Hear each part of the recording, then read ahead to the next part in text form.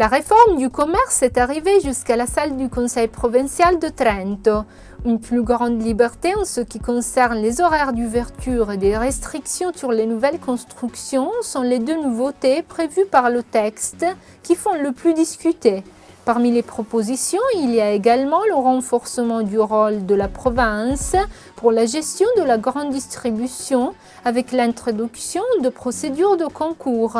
L'objectif est celui de valoriser la qualité des implantations, leurs limites et leur durabilité sociale et d'utiliser d'abord les structures qui existent déjà sur le territoire.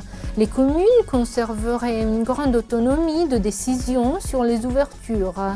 La loi doit maintenant se confronter aux nombreux amendements présentés jusqu'ici.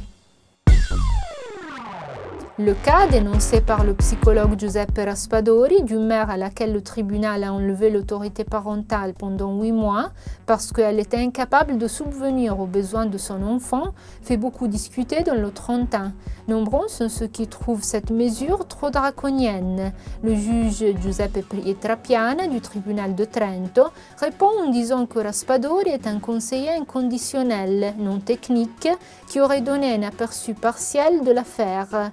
La révocation de l'autorité parentale pour incapacité des parents, rappelle Pietrapiana, est établie par des professionnels nommés en tant qu'experts par le tribunal, qui font des contrôles en se servant des données et d'instruments cliniques largement utilisés dans la littérature scientifique.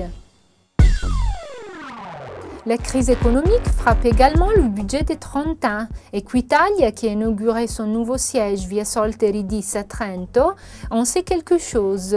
De plus en plus de gens demandent d'échelonner la feuille d'impôt à payer à l'État, aux bureaux préposés, aux instituts de prévoyance et aux autres organismes créanciers.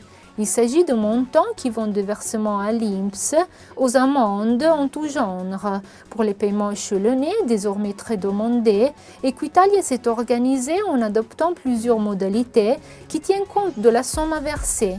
Un simulateur permet de calculer le nombre maximum de versements pouvant être accordés en fonction du montant à payer directement sur le site web equitaliaspa.it. Castelbeseno, dans la Vallagarina, retrouve l'ancienne splendeur du VIe siècle. Les soldats, les chevaliers, les vivandiers et les artisans proposeront un voyage dans l'histoire du château le 7 et 8 août, avec des démonstrations sur l'usage des armes et la simulation des batailles. La vie quotidienne, avec les habitudes durant les loisirs des habitants du château, sera également reconstruite. La bataille de Cagliano, où les troupes vénitiennes affronteront celles tyroliennes, sera évoquée chaque week-end du 24 juillet au 5 septembre.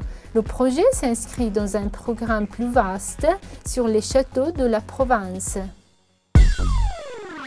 L'ancien moulin de la Huilière Costa, sur le lieu de production au-dessus du théâtre Cartiera Rovereto, reprend vie. Il servira entre autres de siège à des petites sociétés au grand savoir-faire. Vu qu'il dispose d'espaces très vastes, les entreprises pourront également l'utiliser pour des événements d'art et de spectacle. L'ancien moulin deviendra donc le laboratoire des inventions et des rêves pour les petites entreprises, mais aussi une salle d'exposition. Les travaux de reconversion sont en cours. L'inauguration est prévue pour le mois de septembre avec une manifestation liée à la danse, à la musique et au théâtre. Repos à Riva del Garda pour le Bayern Monaco, vice-champion d'Europe.